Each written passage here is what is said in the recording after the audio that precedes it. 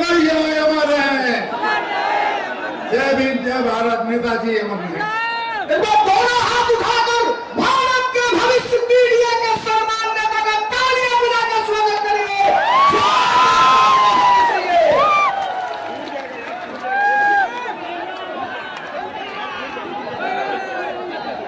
बहुत बहुत धन्यवाद।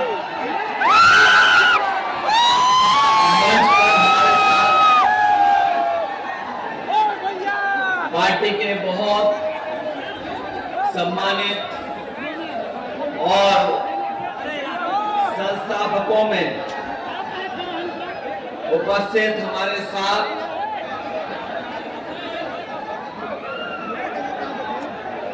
विधानसभा के स्पीकर रहे, मंत्री रहे और आज विधानसभा में नेता प्रतिपक्ष के नेता अरे माधव साहब पांडे जी, मंच पर उपस्थित हमारी पार्टी के और आपके सबके सबसे पुराने नेता,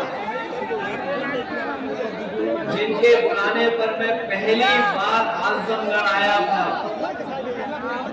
नेताजी के साथी, नेताजी के सुख दर्द में साथ रहने वाले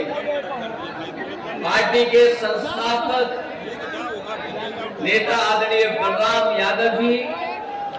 मंच पर उपस्थित विधानसभा के सबसे ज्यादा जीतने वाले और आजमगढ़ के एक सीट से ही रिकॉर्ड बार जीतने वाले, जिनकी विधानसभा लगभग यहां तक लगती है,